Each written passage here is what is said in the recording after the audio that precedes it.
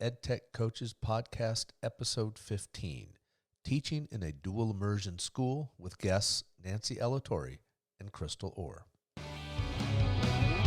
Welcome to the PSD EdTech Coaches podcast for educators by educators that love to equip teachers, ponder, and discuss current issues and climate in education. With your hosts, Dan Hopman and Steve Stuckey. Good morning, good afternoon, good evening, wherever you are. Thank you for joining us in the PSD EdTech Coaches podcast. I am one of your hosts, Steve Stuckey, along with my co-host, Dan Hopman. Good morning, afternoon, evening. It's been a great week so far, and I'm definitely looking forward this weekend. You know what? I'm looking forward to just 4 more weeks. Talking about, getting prepared. And she said, I was so scared. How was I going to do all of this for 10 weeks? And I said, well, you realize we're almost finishing our 7th week, right? And she was like, what? There's only a couple more weeks left, 4 more weeks. That's it. And she was astounded that we had made it this far. And with the rest of the state starting to open up, and I'm really excited because I got a text from the yogurt store, the frozen yogurt company down in Marietta, that they're opening today, and I can go get some frozen yogurt, and I'm looking forward. So maybe I don't want to put anybody's hopes up, but wouldn't it be great even if we opened up the school for a couple days for people to come return books or something, say hi and goodbye to their teachers? No real teaching going in, but I just think that would be really cool if we got to that point in the next 4 weeks. That would be. And maybe have a non-muffled conversation without a face covering on would be nice too. Well, you probably still have to have your face covering on, but who knows? But yeah. Anyway, this has been Teacher Appreciation Week. And we truly do appreciate the teachers and the amount of effort that they've been putting in for the last 7 weeks. It's definitely been a different time. I know we use that term over and over. Everything's different, but you said it a few episodes ago about teachers just giving 100% whenever there's some type of a challenge, and our teachers have gone way above and beyond. It's been awesome to be able to see it from our point of view. And, we always look at challenges, and I love challenges and going after them. But I also found this little picture surfing the web today that a teacher had put up on their Promethean panel for the kids, just to let them know that it's okay to fail and learn from that. And that's something we've been talking about as well. And it actually said, sucking at something is the first step to becoming sort of good at something. Kind of like the podcast, right? That's right. Exactly. No, I think, but there's a hint of truth to that. We had to start somewhere. All you can do is get better, learn from your mistakes. Yeah. Yeah. I guess the big mistake is to think that you're going to be 100% good at something and effective using it without ever touching it before or trying it before. And you think that you just have to use that, I don't know, digital tool that somebody presented on a webinar. Yeah, learn one thing, do it well, move on. That's the way we've always said it.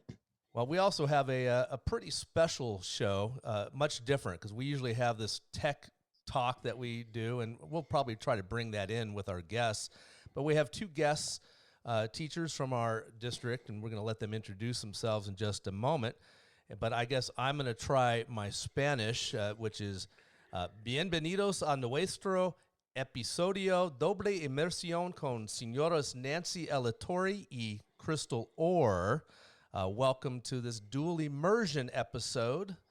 Teachers, would you guys introduce yourselves? Well, I am Nancy Alatorre. I am currently teaching at Los Amigos, 5th grade. Have been there for how many years, Crystal? 10 years. This is our 10th year together. 10th year together, and it's always changing. It's every year it seems that there's something new that we're trying out. So I'm very excited to be here. Crystal, go ahead. My name is Crystal Orr. I teach 5th grade English with Nancy as my partner at Los Amigos, and this is our 10th year together. So Steve, here's a quiz for you real quick. I've known one of these ladies longer than you. You have to pick which one. Well, that's going to be Crystal that you've known longer for sure. That is true. Crystal and I went through credentialing together way long time ago, almost 16 years ago. So that means, so Nancy, that means they're really young is basically what they're saying. Yes. And we're much older. Right? Hey, well, Nancy, I understand that you won a special award in the last year or so. What was that? Well, I won CABE Teacher of the Year in 2016, I believe. And in 17, I won NAVE Teacher of the Year. Can you explain what those are and how you came about getting those awards? What'd you do to deserve it? Thank you. I was nominated by the staff at my school and my principal, Sonia Salcedo, principal at the time. And what the CABE Teacher of the Year award is for the California Bilingual Teachers Association. And so it was, unexpected, and it was just an amazing opportunity because it allowed me to see that dual immersion is so important beyond, our district, beyond Los Amigos, and, overall California, it's so important. Winning this award gave me the opportunity to see that. Then the following year, I won NAVE Teacher of the Year. So any teacher who wins CABE Teacher of the Year gets automatically nominated for NAVE. And I'm assuming that's the National Association. Exactly, that's the national. So I won that as well. Like I said, another beautiful experience, and I learned a lot. I think that in having to be part of that, it gave me time to reflect on my teaching. Time to reflect on where I came from, what I want, where I'm going, and appreciate, all the wonderful people that helped me along the way. You are very welcome, by the way. Just kidding. Thank you, Dan. Thank you. I always say we've taught you everything we know. That's right. For those who don't know, Nancy and I taught together. I don't know how many years ago was that. 10 years. 10 years. Well, yeah. It was longer than that. Maybe this is our 11th year, Crystal. I don't know. Oh, we're getting old. Yeah. When we started having to use our toes instead of our fingers, we know we're in trouble. Yeah, it's been a while. So, Crystal, can you tell us a little bit about what the Dual Immersion Program is and how you and Nancy sort of navigate that whole thing? Yes. Well, I was kind of lucky because I am lucky. I have Nancy as a partner. But when we joined, neither one of us had dual immersion experience at Los Amigos. So we were two new teachers to dual immersion put together. And it was trial by fire because you don't know what you don't know. So you can't ask a question that you don't know what to ask. And so I was so lucky to have Nancy because we just walk around with our books and our pencil and say, okay, what are we doing? What does it look like? Can I stare at you? Can I see what you're doing? And so we're a 50-50 dual immersion school compared to other schools, maybe have a 90-10 model. But the students have half of their instruction with me in English and the other half in Spanish with Mrs. Alatorre. And I think a misconception a lot of people have is that we reteach each other's work. And that's not what happened. I teach, and on Friday when we switch, she carries on and takes up where I left off. And so that's something I know some people are confused about. But it's beautiful to see how much having a great partner can impact learning in the classroom and what that looks like. And as each year goes by, it changes. It looks different because education's changing, how students are learning is changing, and we're finding, different ways to be more effective and efficient in what we're doing.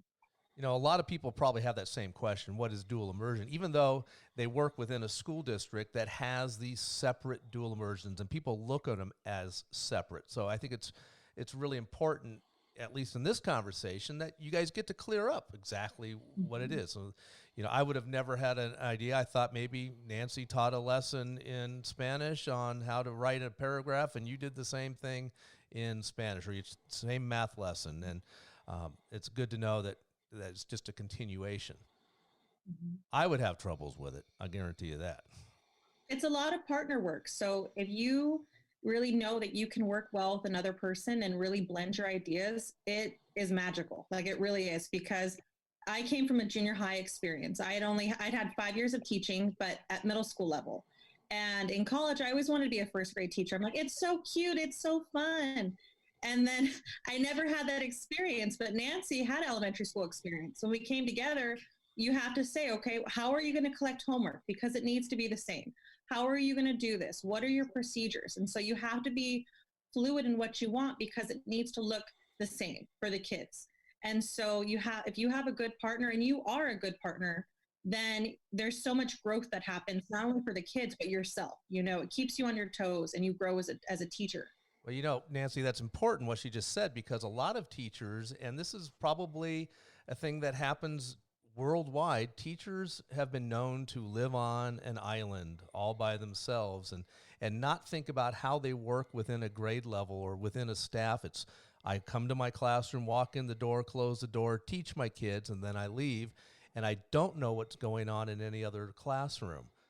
So that's important, that you guys have to be able to work together well. All the time, even, like, it's never ending. Our prep period is in the morning. So sometimes we plan something for the week, and by prep time, we're already talking about modifications, what worked, what didn't work, what needs to be changed.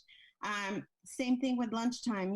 Something that worked with one group in the morning may not necessarily work with another group in the afternoon. So it's a lot of communication and constant modification, flexibility, making sure that, we are in sync with each other. And it takes a lot of planning. And I think that it comes very naturally for Crystal and I, even as if, we're home and we think of something, we're texting each other, giving ourselves a call. So it's just, it never ends. It's true partnering. Well, it sounds to me like it's more like a true PLC, in which it's not just a Wednesday bank time that you get to meet with each other and do this PLC thing, but that you are actually, what you said, modifying. Now, I've been on good PLC teams. I've been on some that didn't function as well.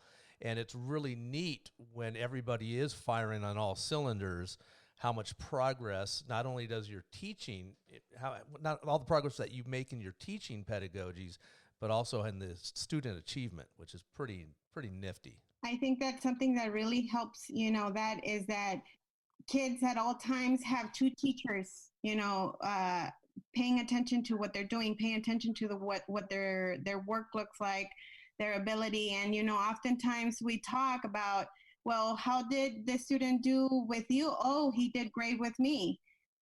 Well, he didn't do so well with me, so it must be a language issue. So I need to work, in that area. So whereas other times it's like, well, this student had the same issue in English and in Spanish, so it's not a language issue. It's more of a content. So, those little things are things that are definite benefit to dual immersion. Yeah, the kid can't hide. That's for sure. There's no hiding. And just to clarify, you guys each have your own roster of kids that you guys end up swapping throughout the day, correct? Yeah. Well, technically, we are assigned a roster for, management purposes, but we see both kids the same amount of time. How do you plan for a normal day? What does your planning look like? You say one person continues. It's got to be. It can look different. Like I said, every year we're trying to make modifications and try to improve things, make sure that things are working better. But for some subjects, we have subjects that are specifically English and Spanish. Mostly science and social studies, they're either taught in one language or another. So that there's less communication and more communication with your other the other teachers within your grade level that teach the same subject with the same language. But within the way we started with language arts was that if, for example, you're teaching one unit and there's 3 weeks in one unit, three sections to it, Crystal will teach the first section for 1 week, the first unit for week 1 of the first unit for 1 week, and then I continue with the second one in Spanish. So they have to bring into my classroom the knowledge that they learned in another language with Crystal, and I continue from there. The same way as if they're writing, they might be doing an investigation in English with Crystal, but it's with me that they have to do the writing in Spanish and apply what they learned. And that's really where you see the dual immersion action, is where if I'm teaching a lesson, say it's week 2 or week 3, and the kids are talking to me about something, they're like, oh, let me get my notes. And they pull out their Spanish notes and they reflect on their Spanish notes and they say, oh yeah. And in English, they discuss whatever they're trying to convey to me based on their knowledge learned in Spanish. And that's like the awesome thing to see, that this bridge is happening between the two languages. You mentioned that they read it in Spanish, then they discuss in English. How is language set up with the kids between the two classes? So kids are in Nancy's class. What kind of language are they there versus in Crystal's class? In the classrooms, if you're in my classroom, I'm an English teacher, you may only speak English. And in Spanish class, if you're with a Spanish teacher, you will only speak Spanish. So they must stay true to their language of that subject. This year we started trying something different that, based on the latest research and strategies that work, we're trying something different that is teaching for biliteracy. So we're getting a lot of teachers trained, and basically is the bridging. While we have some subjects that are only taught in one language and other subjects that are taught only in the other language, basically giving us the opportunity giving the students the opportunity to go to the opposite language from which they learn the content and apply it. And if they, if the program is truly working, like Crystal and I have seen since we have piloted it this year, the kids are fully able to take what they learned in one language and apply it in the other language. And it's great to see that. Well, that's what we want. We want kids to be able to apply what they learn, not just take a quiz and play school, and teachers have a game of gotcha. You didn't know the words, you didn't know how to say this. You want them to use it. Exactly. So after all that, how has that changed now that you're at distance learning? Well, luckily this has happened at the end of the year. I know Nancy talked about this on Wednesday, that if this was the beginning of the year, I don't know how I would feel about it. But the end of the year, they have the tools they need. We've done, Google Classroom together. We've done our computer work together. So we know how our routine is. But we do have a lot of newcomers this year that don't speak English fluently yet. And they started, they didn't start the first day of school. They came in October, November, December. And it was a big challenge for them. Like you said, that nerves, that it settles, because luckily they are at a dual immersion school. And they do have, half their day is a comfort level that they have with having Spanish. But then when they come to English, there was a transition of being scared and being worried. You're in a new country, you have a new language, new kids, a new structure of school. And I'm really seeing a lot of growth. I was telling Nancy on Wednesday, I was so proud because we have kids that are, now communicating, even today, messaging me in English, fully in English. Before it was like a mix. And they're working hard, and there's so much growth happening, even with the distance learning happening. Well, luckily kids' minds are much more flexible than old guys like me. Yeah. Well, for Spanish, I feel that I'm facing a little bit of a challenge, not because, of the structure, the way I structure things or assign things, is that it's with the Spanish mostly because, the bottom line is that we are surrounded by English everywhere, the kids especially. So in my classroom, I can control, them as much as I can, them speaking in Spanish, reading in Spanish, having all their conversations in Spanish. But now that I, Zoom with them for 20 minutes, that sometimes turns into 30, 40, 50. There's nothing wrong with that. No, there's nothing wrong with that, but I feel that it's not enough time for them to practice their Spanish.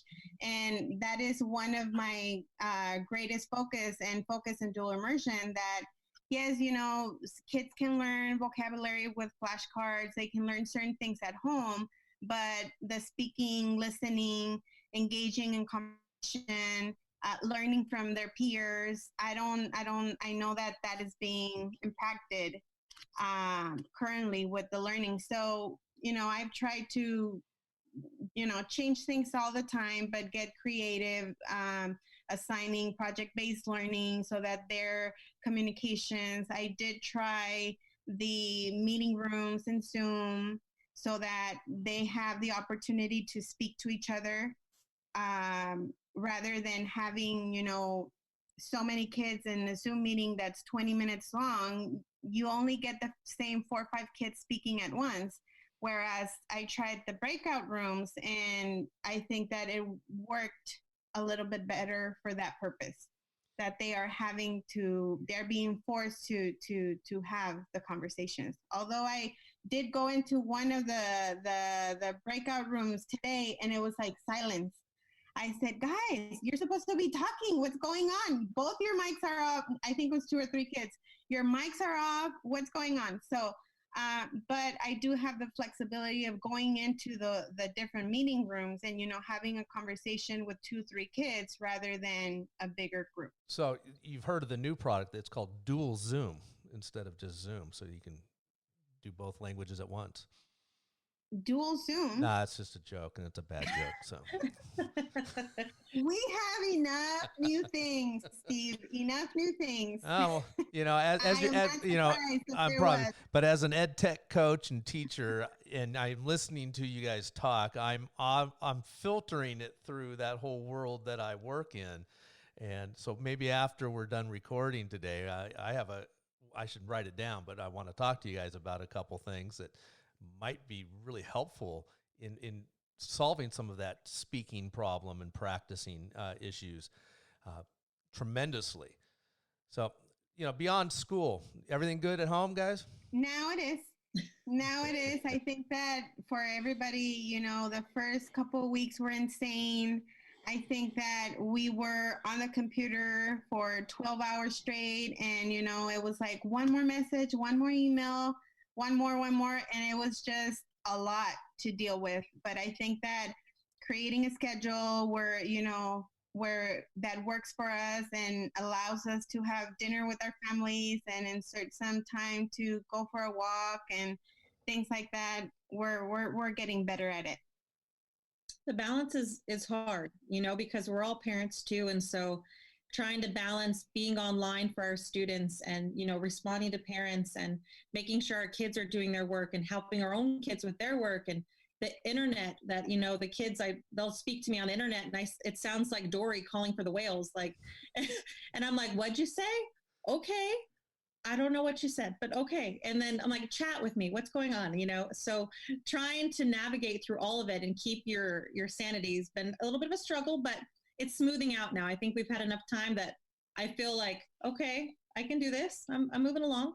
We definitely had to stop being camera shy because, every question, it was like, okay, it's better for me to make a video for this parent than try to go through it, explaining it or back and forth. So let me make a video for this. Let me make a video for that, and just communicating that way. I think that we got bombarded because we had to respond to the 55, 60 students versus, a traditional classroom with 30 or less. So it was a lot and very intense the first couple weeks, but I think that things have settled down a little bit. Any last words of wisdom for our teachers during Teacher Appreciation Week? I think take a moment and just, do something for yourself. If that's to take a walk, just have some quiet time, because we are going through a lot. And there's a lot of mental processing still happening with what's going to happen next week. How are we planning for next week? What are we doing? What's for dinner? So I think taking a moment just to breathe and have some quiet time and be mindful for yourself is really important. And definitely, you know, being flexible, not being too hard on yourself for planning something that didn't work out. I think that Friday, Crystal and I sit down, plan something, and then by Sunday night, we're already making modifications. So, you know, we stop posting work and calendars so early on until we're sure about what we want. So, you know, give yourself the opportunity to breathe, relax, and be flexible if things don't work out the way that you expect them to. Dan and I have said it many times, I think, in the last few weeks, that this is your chance to try those things and fail at them and refine those things so that they will work, whether remotely or in your classroom. This is a unique opportunity to enhance what we do pedagogically and trying new tools because it'll make us better teachers in the long run, and we have the freedom to do so now. All right, you know, ladies, it was a great being able to talk to you guys, see both of you. I haven't seen either one of you guys in a while. So say hello to both your families for us. Join us on some Zoom meeting because, you know, always at the end of these things, we stop recording our webinars and we say, God, we just want to talk to people. Yeah, we miss people. Yeah, Of course. All right. Yes, definitely. Thank you very much. You guys stay safe for the next 4 weeks. Then at the end of this 4 weeks, take a big, long breath for a few weeks, and we'll probably have a good idea somewhere in the middle of the summer of how this is all going to lay out. But until then, Dan, we've got some important things for the now and what teachers might be experiencing in the next day or two. Yeah, the Zoom has a very huge update, and it's going to affect everybody. They are going to be forcing passwords on all meetings. So if you have your meeting set up where your kids can just type in the number and it goes right into your meeting, they'll no longer be able to do that. You'll have to figure out a way to get them the password. We really don't know what this looks like. So now, and the update happens tomorrow, which for us is Saturday, the 9th. We will take a look and see how that affects everybody, and we'll get a video out to everybody to see how we can make this the easiest for all of our teachers and our students. I'm assuming they can just send out the password through Google Classroom or Remind to Class Dojo, things like that. Yeah, there's a couple different ways. I mean, in the past, and I'm hoping this part hasn't changed, you could send the link with the password embedded. So I'm hoping that that's still there. If it's not, then we'll have to come up with another way, which is probably just put in the password. So next week, the EdTech coaches are doing no webinars, no pop-up webinars, no trainings, no tech slams, any of that kind of business, because the ELL coaches have put together a 6-part recorded series of implementing EL strategies during this distance learning time. And so keep your eyes open for those. So there should be information that is either come out or is coming out rather quickly regarding that. But don't hesitate to reach out to us, make an appointment. Our calendars have our appointment slots on them, and we can help walk you through technical problems as well as pedagogical problems using the technology. And don't forget about those ELD and SLD report cards. Remember that Steve put together a video that you can find up on our website, www.palmdalesd.org/edtech. I have gotten a couple emails about that, people requesting permission to access that video. Well, that video is hidden behind the Palmdale School District domain, basically. So if you are logging in to your Chrome browser with a personal account, you will not be able to watch that video. You need to be logged into your school district account to see it. Yeah, that's actually a very good tip with everything that you do anyway through the district. And also keep in mind as well, Steve and I want to talk to you guys, the teachers of Palmdale School District, on the same website, www.palmdalesd.org/edtech.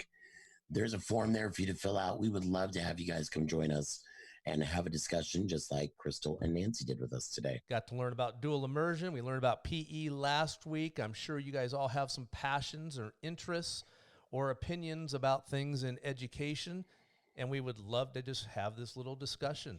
I would say around the table, but we're not around the table. So yeah, fill out the form. Let us know. We'd love to hear from you. Can we say around Zoom? Yeah, well, yeah, or square Zoom because there's nothing round. A square Zoom, yeah. So with that, I would say that podcast number 15, Dan, is in the books. We would like for you 15. to stay safe, stay rested, work hard for the next 4 weeks, take a break, wash your hands, don't touch your face. 6 feet. See you next week. Take it easy, guys.